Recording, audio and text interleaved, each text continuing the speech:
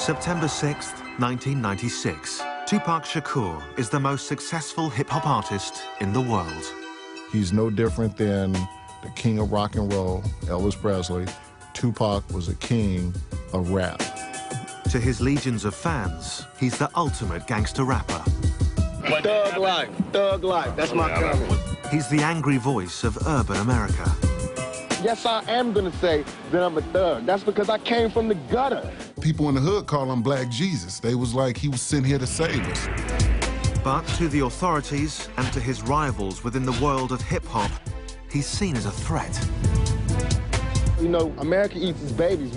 No matter what y'all think about me, I'm still your child, you know? He said many times, I'm going to die. I'm going to go out in a blaze of glory. And soon, that prophecy will come true.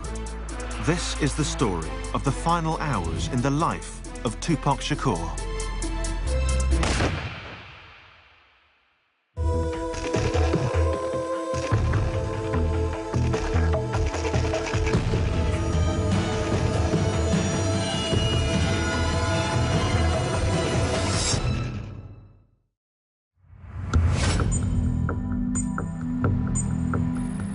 Los Angeles, California, September 6, 1996. It's 11:30 p.m. and Tupac Shakur leaves Lacey Studios in downtown LA, where he's just finished shooting his latest video.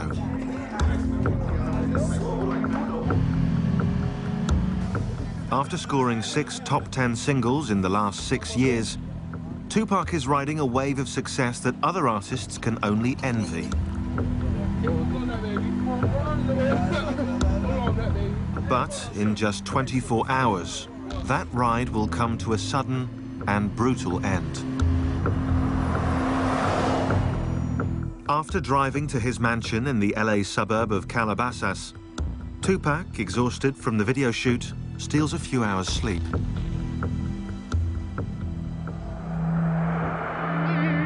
In the morning, his cousin, Jamal Al-Hussein, reminds him that they have to leave on a trip to Las Vegas. Because our birthdays is in the same month, he wanted me to celebrate our birthdays together in Vegas.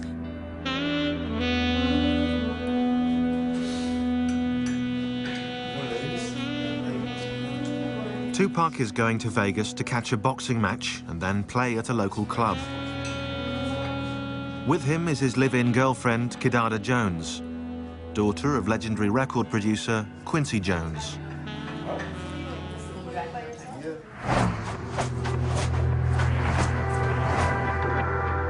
Within hours, they hit the road. But Tupac is less than eager to make the trip. Pac didn't want to go, you know what I'm saying? It was obvious there was some other family issues that he wanted to deal with back in Atlanta, and he wasn't really keen on the whole Vegas trip, you know what I mean? But at the urging of his manager, Tupac goes along with the plan. It will be the last trip he ever takes.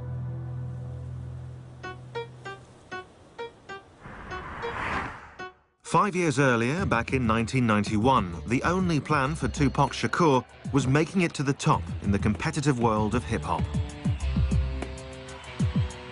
And with his first album, Tupacalypse Now, Tupac was well on his way. From the start, he forged a powerful bond with his fans, rapping about the cold reality of life on the streets.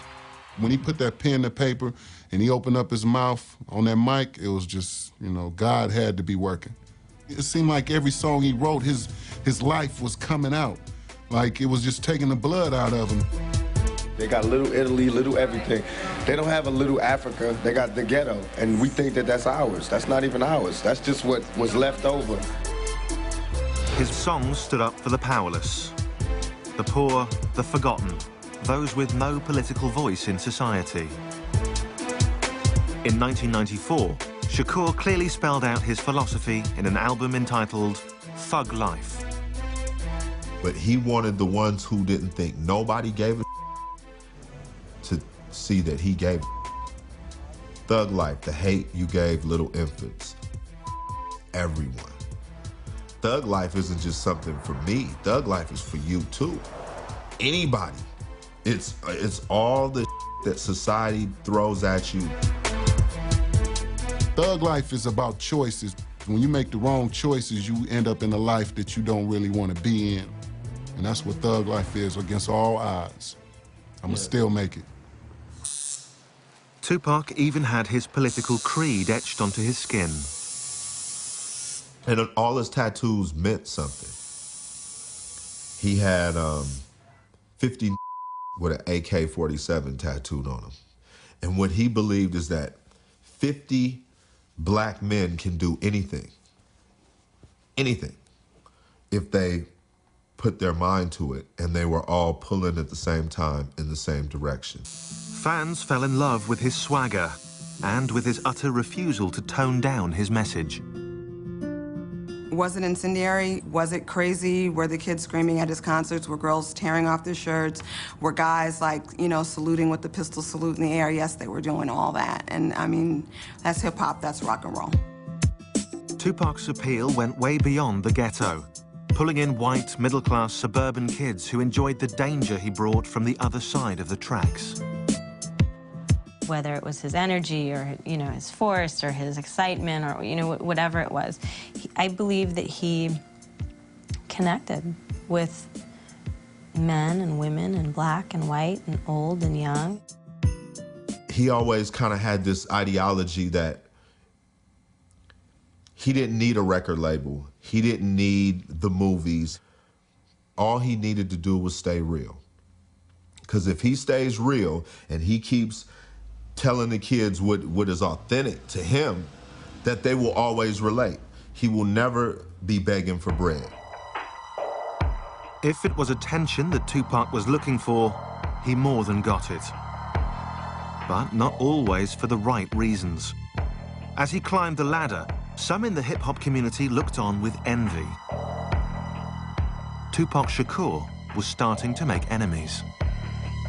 Hip-hop is about competition and about, you know, I'm better than you and, you know, I get more chicks than you. And it's very competitive, almost like a sport. Then you have these, you know, these huge egos working against each other. It's a recipe for destruction. And soon, rap's obsession with rivalry and violence will hit the glitzy streets of Vegas. And someone will overthrow its reigning king.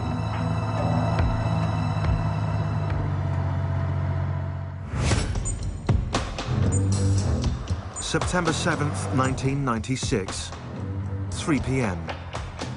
Tupac Shakur has arrived in Las Vegas, Nevada, where he's scheduled to watch a boxing match and perform at a local club. It's a performance he will never get a chance to give.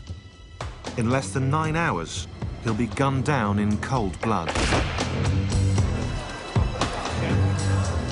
After leaving his girlfriend and cousin behind at the hotel, Tupac kills time before the boxing match by hitting the casino tables. At his side is his trusted bodyguard, Frank Alexander. We get over to the MGM, and he's gambling again on the crap table, and he's winning. He's winning big. He's doing really well. Yeah, I remember when we got to Vegas, I think Pac had about 10 grand in his pocket, and it was burning a hole in his pocket. He was trying to get rid of it as fast as he could.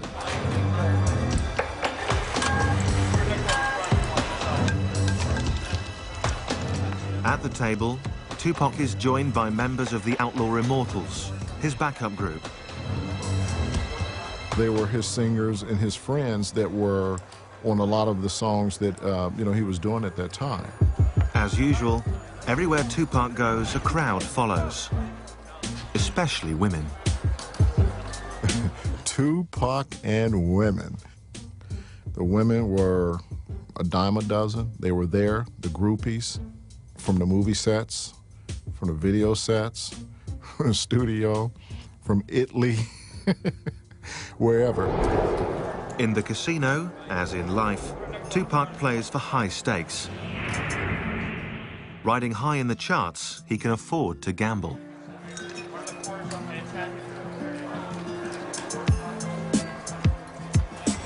But 25 years earlier, on the streets of East Harlem, New York City, few would have laid bets on the future success of young Tupac Shakur.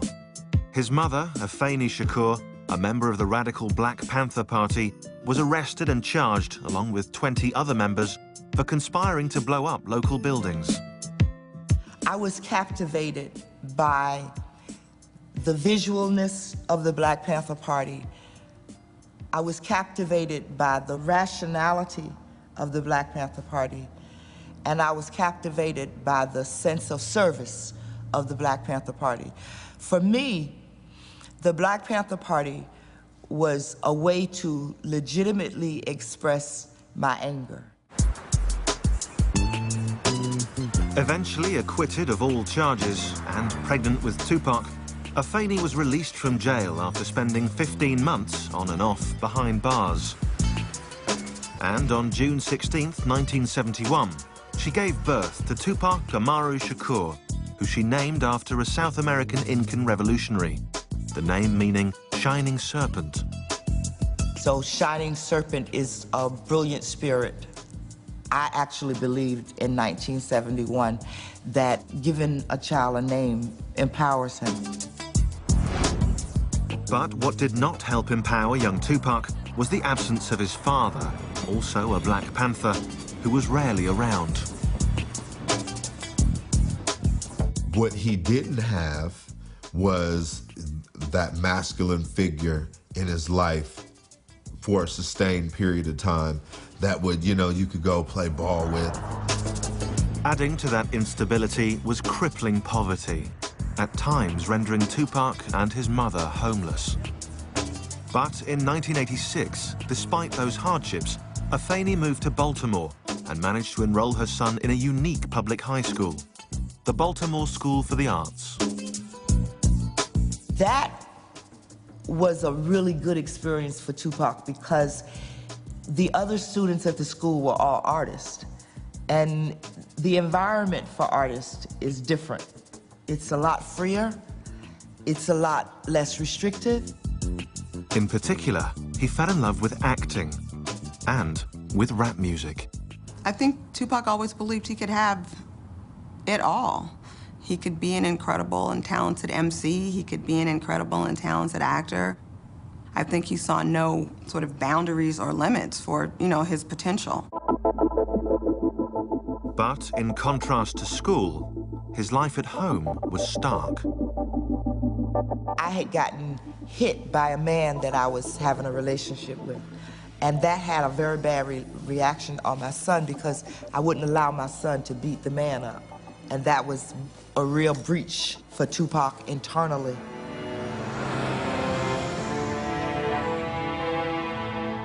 In June of 1988, to protect her son from their troubled home life, Afeni sent Tupac to the other end of the country to live with a friend in Marin City, California.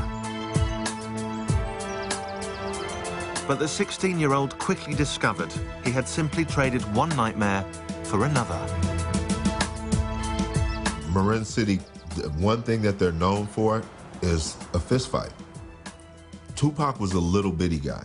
Even him, fully bulked up, is still a little bitty guy, which makes it even more incredible the kind of the guts that this dude has, because he fears no man, woman, child, animal, none of that, because they can only kill you one time. Soon, Afeni joined her son in California. But any hope of a happy family reunion was made impossible by her own personal struggles. My children and I have a bond that is based on the truth and trust. And the bond was broken with a lie. The lie being, I was using drugs, but I can handle it. That's a lie. That lie cost me dearly. Me talking about that period is different from them because in reality, I found drugs, is what I did. I found the answer. My answer was crack. But despite his contempt for his mother's addiction, Tupac too drifted into the world of narcotics. He probably sold drugs for about a week. His reason for stopping was because his heart was too big. You understand? When someone brings you their wedding rings and they say, here, I'm gonna give you these wedding rings for some crack. You're like, man, it's that bad? It's come to this? And he quit. He said, I'd rather starve or I'm gonna make this rap thing work. At 17, Tupac hooked up with neighborhood friend Ray Love to create his first real group, Strictly Dope. We didn't fear nothing. We would jump on the stage and perform right now. We didn't need no trays of food. We didn't need a special type of mic. We didn't need a rider. We didn't need a limo. Nah, just give me just one mic, man. Tupac's ability to use that microphone would carry him clear out of Marin City and eventually to Las Vegas, where the world's greatest rapper would be silenced forever.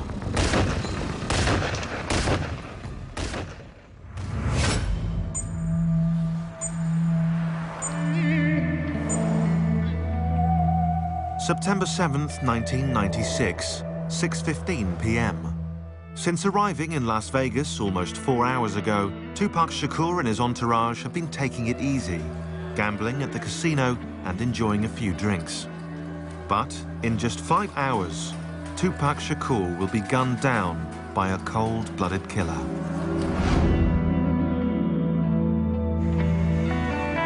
On the invitation of his manager and CEO of his record company, Suge Knight, Tupac heads out to see a much-anticipated heavyweight title match between Bruce Seldon and Tupac's close friend, Mike Tyson.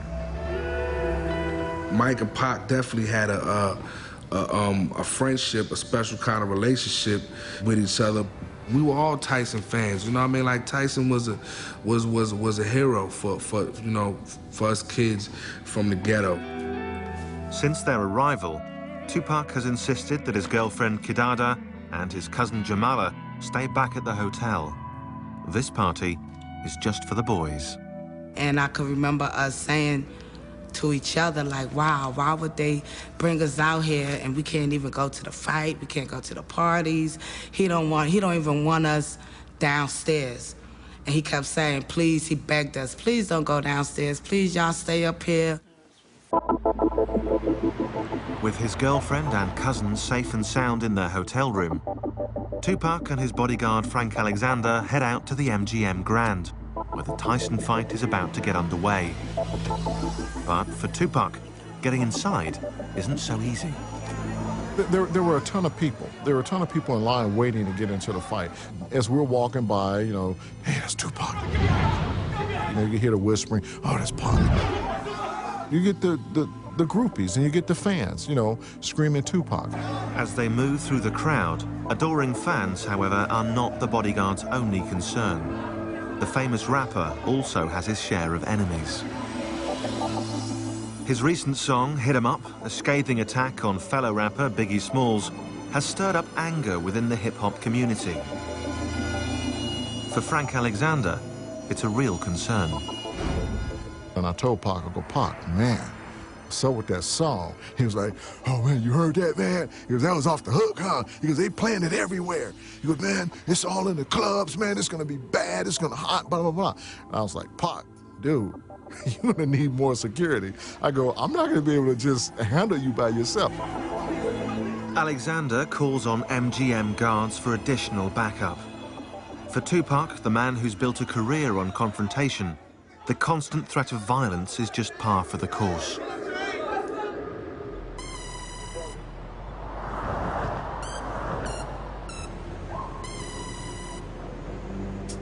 But back in 1990, only 6 years earlier, few had ever even heard of Tupac Shakur.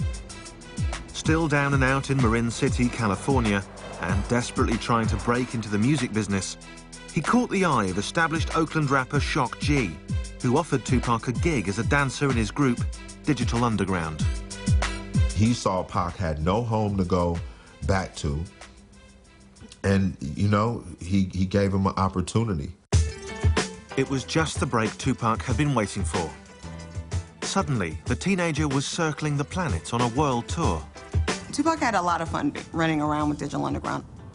They were calling from Japan, and they were calling from London, and they were calling from Italy, and they were calling from Australia. A natural showman, Tupac graduated from just dancing to stepping up behind the mic. The move was an immediate success. Pac was a master at, he could take your style and do it a little bit different or a little bit better than you. And that was something. And so that's how he dealt with every situation. Soon, Tupac had his first record deal. And in November 1991, Tupacalypse Now was released. The album featured a strong and sometimes contradictory mix of violent anthems and compassionate social commentaries about poverty, broken homes, and drug abuse. If you look at his music, he had songs that were so negative about women and talked about them like they were just nothing. And then he had a whole series of other songs where he was putting all women, mothers and black women and all women on such a pedestal. He was a complicated guy. In his writing, Tupac drew from his various experiences. Raised in a politically charged Black Panther home, exposed to the fine arts, and schooled on the streets. He was a poet, you know what I mean, first. I think Pac was just so in tune with himself that he can do whatever kind of song and not feel like if people hear it, they're gonna think I'm weak. He's a fan of himself as well. He would go, listen to what I said. Oh my God, the boy is nice. And this is how he would say it. He'd be like, oh my God, the boy is nice. Yo, Jamala, listen to this. Listen to how I kick it. And he would recite a little verse out that song. And he'll go, ooh, I'm so nice, I'm so nice. I'm killing them, I'm killing them. I'll be like, Pac, he is crazy. Since he was a kid, Tupac had also fantasized about becoming an actor. And in 1991, he made his second dream come true. He starred in the critically acclaimed film, Juice. Juice came out. When I went to go see it, the girls were screaming. That was fly. That was some to see. From the moment Juice came out, everybody was talking about Pac. It was just obvious that, you know, he was on the verge of something really major. That role helped him more than the music did. He would come downstairs and he would like spread his legs apart and his arms, shake his jewelry off and everything, pull his collar up and say, I'm a legend in my own time. And I would say, Dag, Pac, man, in another 10 years, you're gonna be the most powerful man in America. He was like, yeah, watch and see, I am. Things were looking good for Tupac. The following year, his mother, Afeni Shakur, now clean and sober, re-entered his life. Once again, they were a family. I discovered that when a child says to you, you're my mother, when they give you authority over their lives as their parent, that they can withdraw that authority. And my children withdrew it. I didn't take it back. They gave it back to me. But with the good came the bad. In 1992, Tupac was arrested for allegedly attacking a limo driver. In 1993, he was charged with assaulting another rapper with a baseball bat. In another incident, he was charged with attacking film director Alan Hughes with a weapon. In Atlanta, Georgia, he was arrested, although later released, for the alleged shooting of 2 off-duty policemen. It seemed that Tupac Amaru Shakur was taking his gangster image rather too literally. Well, Pac, you got to realize of, you know, where he come from and his family's history with the police. And they hated Pac. They hated Tupac. I don't know if it was that his heart was a Black Panther heart. I don't know if that was it, but Tupac just had no patience for law enforcement, and I don't know that he had respect for law enforcement. And so I think, why were the authorities mad? Because Tupac was thumbing his nose at them and worse. Mr. Shakur, can we get a comment from you at all? Hell no. Thug life. No, Thug life. Thug life. That's my comment. What's that mean? I don't understand. This is yours. Pac always felt like he would be a statistic. But he said, if I'm gonna be a statistic and America's gonna thoroughly me over, I'm gonna be the ultimate statistic that I can be. In the battle between Tupac the artist and Tupac the streetwise thug, it appeared that the dark side was winning. And soon, on the streets of Vegas, on a warm summer's night, that darkness will swallow him whole.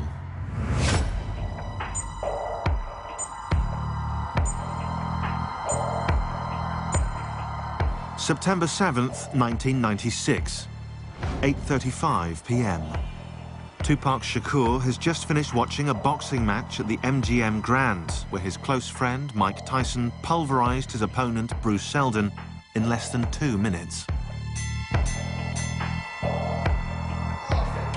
Backstage, Tupac is accompanied by Suge Knight, his manager and the owner of his record company, Death Row. With them is Tupac's security guard, Frank Alexander, and various Death Row Records associates. It's clear to everyone that Tupac Shakur is still revved up from the fight. And he's just going off, you know, man, 50 blows, 50, man, he knocked them out, yo, 50 blows.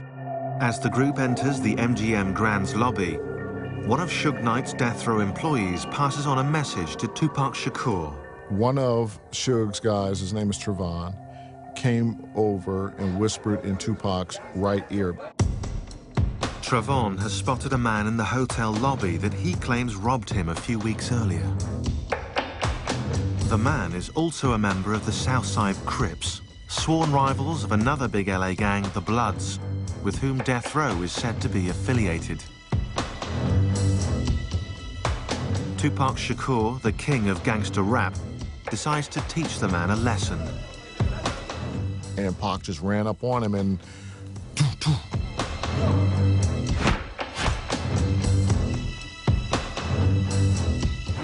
Fired up by the boxing match, the Death Row entourage, including its CEO, Suge Knight, joined Tupac in the feeding frenzy. In the chaos, Frank Alexander pulls Tupac from the brawl. I grabbed him and got him out of the fight. Orlando Anderson's on the ground and everybody's kicking at him, beating him down.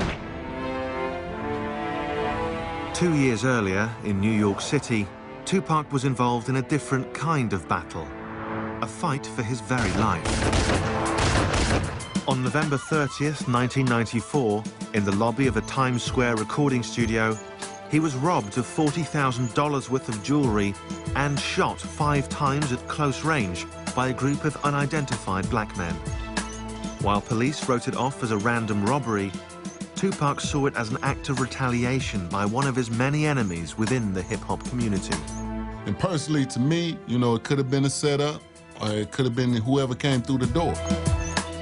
Because Pac never thought nobody would do nothing to him, because he felt he represented the black community and nobody would... No. That don't go down like that. And that's what I try to get over to him. They don't go down like that. I don't care who you is. They'll take you down. Tupac had become a moving target. His aggressive music had angered both police and community leaders. His verbal attacks on other rappers had created friction within the world of hip-hop. As a rich and powerful black man, everybody was lining up to take a shot at Tupac Shakur. But he was just a cat that just refused to back down. You know, that was just him. He just refused to back down. I loved it about him, but I also knew that can be a downfall too, you know? And that's what I was really trying to give to him, that can't just run up on anybody, man. They'll kill you out here, for real. Tupac knew where he lived. He knew what the system was. He knew what he agreed with and what he didn't agree with.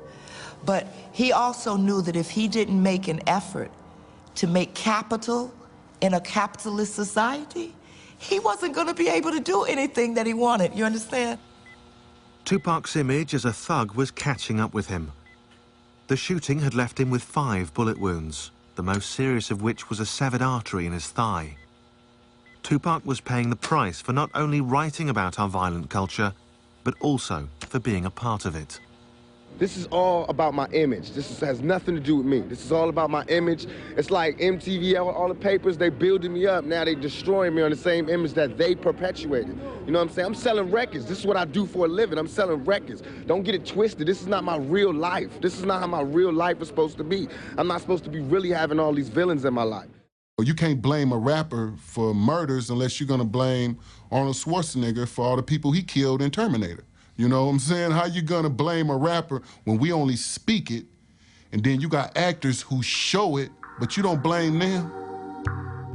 Less than 5 hours after his operation, and against doctors' advice, Tupac Shakur checked himself out of the hospital. He had other problems to deal with. The rapper was due in court to face rape charges brought by a 19-year-old woman. Charges he angrily denied. Why am I in court? You know what I'm saying? Get my life ripped apart. But I'm here, I'm gonna go through it just to show that I have faith in the American system. But soon I'm gonna go crazy. Acquitted of sodomy and weapons charges, Tupac was instead convicted of forcibly touching the woman's buttocks, a felony sex abuse charge. He was given the maximum sentence, up to 4.5 years behind bars. To his legions of fans, it seemed that the law was making an example of Tupac Shakur.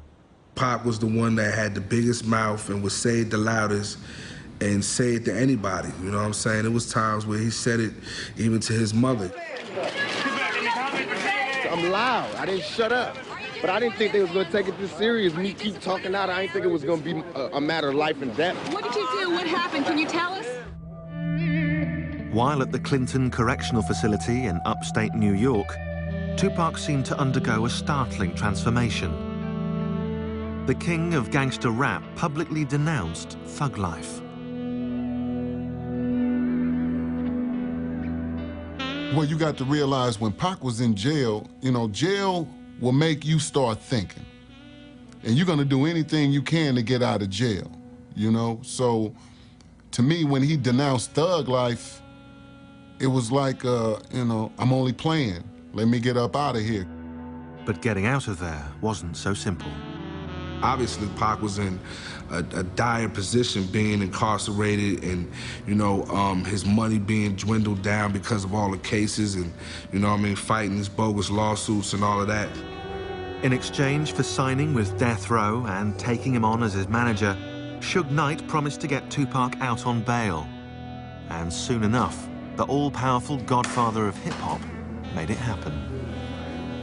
I never saw the contract. I just remember the phone call. You know what I'm saying? Calling us saying, you know, I'm on Death Row now. You know, I just signed with Death Row. They tried to control Tupac. Even when they sent him to Death Row, they thought Suge was gonna be able to control him. But you know, that was just like putting a flame with some dynamite.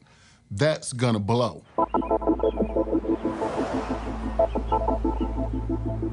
Death Row put Tupac up at the posh Peninsula Hotel in LA to recuperate, re-energize, and get back on his feet. He was coming off a #1 album with Me Against the World and a #1 record with Dead Mama, so he was doing his own thing. It's not like he needed Death Row, but in a sense, he needed them at that moment because it's like, hey, they gave me a $1.4 million bail. You know what I'm saying? I need to get out of jail. The master agitator was free and eager to get back to what he knew best, holding up a mirror to society's ills. Once he got out, it was like all that anger that was built up while he was sitting in jail came out all at one time. But soon, in a hail of bullets, that mirror will be forever shattered.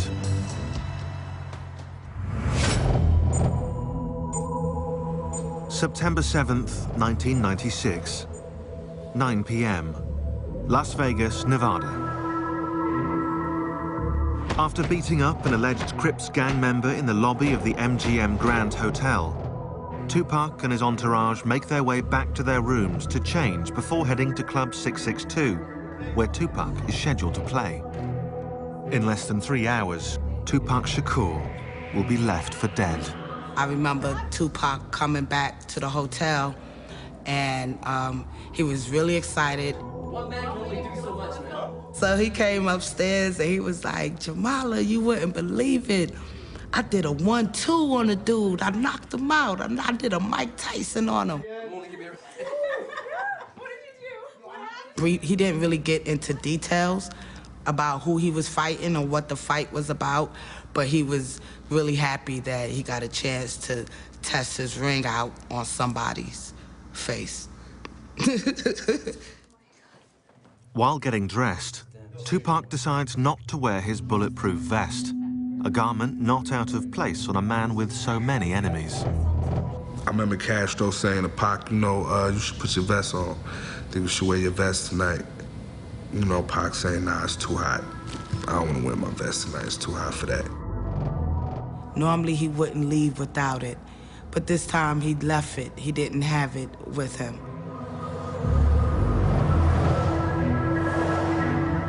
After the short pit stop, Tupac and the others wind their way across the strip to a mansion belonging to Suge Knight, Tupac's manager and the owner of Death Row Records. Suge and Tupac disappear briefly while the others wait impatiently. I don't really know what Pac and Suge was doing at the time. You know what I mean? I just know we was waiting and I was ready to go. Almost everything in Suge Knight's mansion is red, the official color of the Mob Piru, an offshoot of the LA gang, the Bloods. He wore a lot of red. You know, it was his choice of color. He was from Compton. His hood, his set were of, you know, Bloods. So by him wearing red, if that's what he was representing, then that was on him. Some felt that by associating with a record label connected to the Bloods, Tupac was making himself yet more enemies. This time with the Bloods' arch rivals, the Southside Crips. But his bodyguard, Frank Alexander, saw it differently. Tupac was not gang-related. If you want to represent a color with Tupac, it would have been green, and that's the color of money. After about half an hour, with Tupac and the others ready to leave for Club 662, Tupac makes an unusual request to his bodyguard. I was walking to the car with Suge and with Tupac, and I was actually opening up the back door to get in the back seat.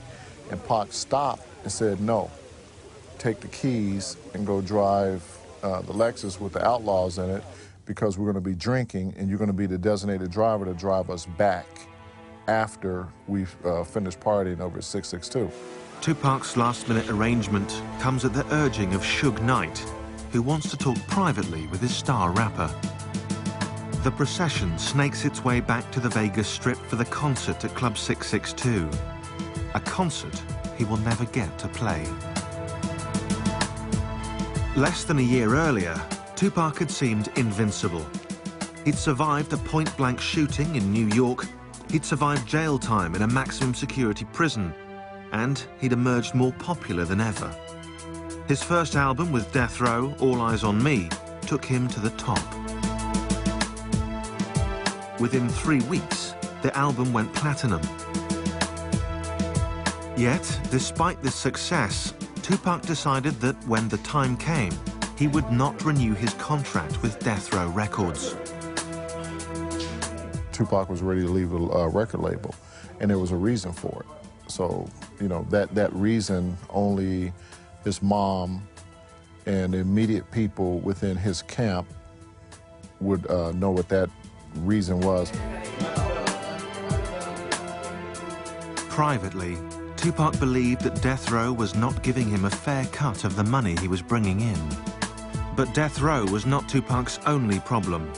He was also fighting with an old rival, New York-based rapper Biggie Smalls, who he'd attacked repeatedly in his songs.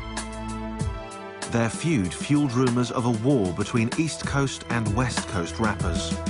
Well, the East Coast-West Coast beef was like a mirage.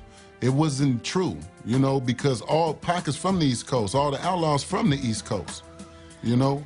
It was just a beef that he had with Biggie. Tupac had spent the last 6 years fighting with the cops, the courts, other rappers, and now violent gangs. It was getting increasingly hard to tell his friends from his enemies. Tupac had a lot more enemies than just, you know, Joe Blow rapper across the country. He comes from a family of people that don't just talk, they act. And they're educated. Pac's big mistake was speaking truth to power. And that's one thing when you're talking about a faceless government or the president. It's a whole nother thing when you're talking about people within the industry that you work or people within the streets. He didn't just speak truth to power when it came to the cops. He said about the dope dealers. He spoke truth to power all the time. When you have that level of honesty, they don't want you here. No one does. And now, as Tupac rides to Club 662 with Suge Knight, he has no idea that one of those enemies is about to strike back.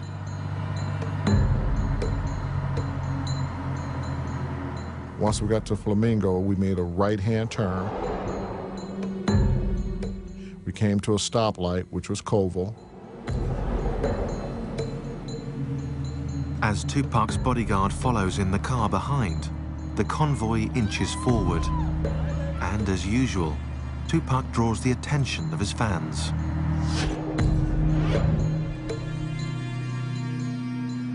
Then, suddenly, out of nowhere, a white Cadillac. As they got closer to the BMW, the arm came out and the gun just started firing.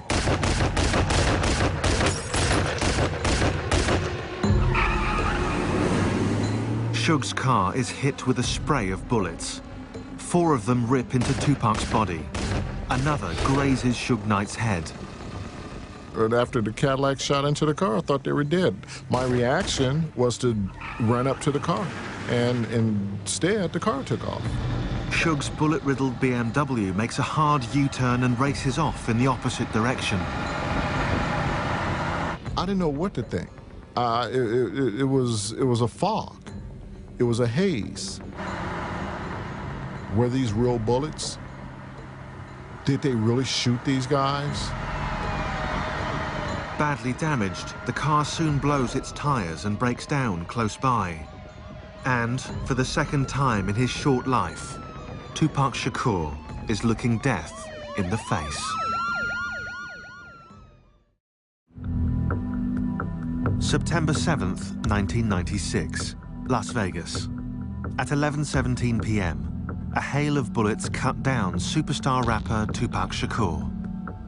Mortally wounded with a punctured lung, he's rushed to University Medical Center, where he undergoes 2 emergency operations. His right lung is removed to stop internal bleeding, and he's induced into a coma from which he will never awake.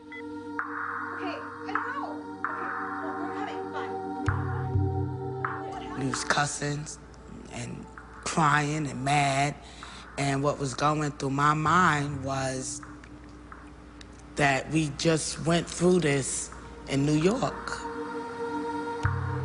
I saw Jamala, and who had had quite a night. And, you know, it started. People started arriving, and what I remember is that there was never a time where somebody wasn't there with him. When I went in, he was, you know, in a medically induced coma, and I never thought he was gonna die. Never. Not one time did I think he was actually gonna die.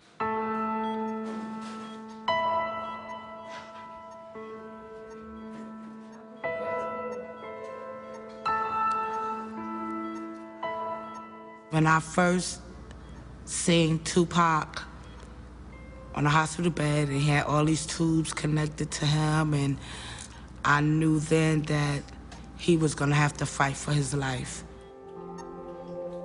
For 6 days, Tupac remains in a coma. Throughout, his family gathers in an around-the-clock vigil, refusing to accept the inevitable.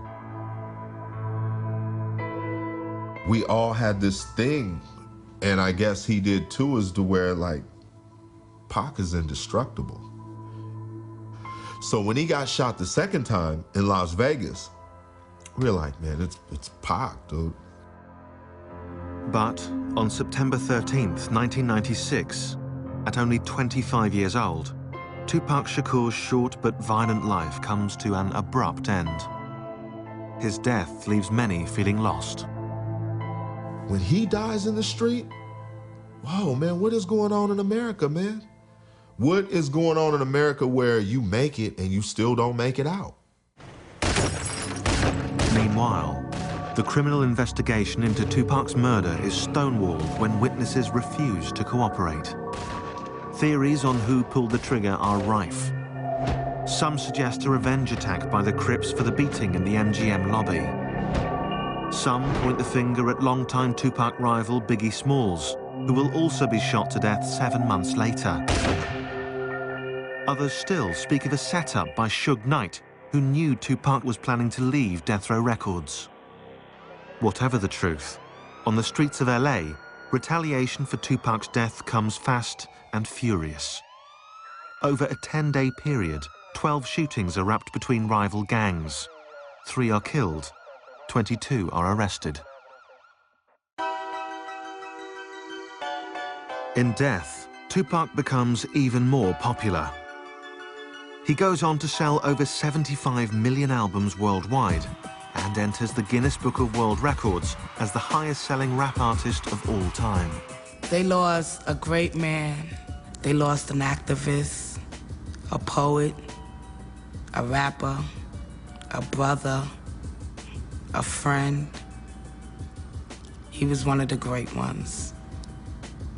Yeah, he was. He's not a perfect person. He's not a perfect rap star. He's not a perfect pop star. I think people liked him all the more for that. That sense of humor, man. Dude was funny. It's not all, you know, not all what you see, you know, the toughness and the bravado and all of that. We did more laughing than we did any of that tough gangster. His mother, Afeni, takes the family reins. In 1997, the Tupac Amaru Shakur Foundation is created to provide training and support for creative students. That same year, the University of California, Berkeley, offers a course entitled The Poetry and History of Tupac Shakur. I speak to him all the time because it matters to me what he thinks about what we're doing. It matters to me. So I believe that he hears me. To this day, Tupac Shakur's killer has never been found.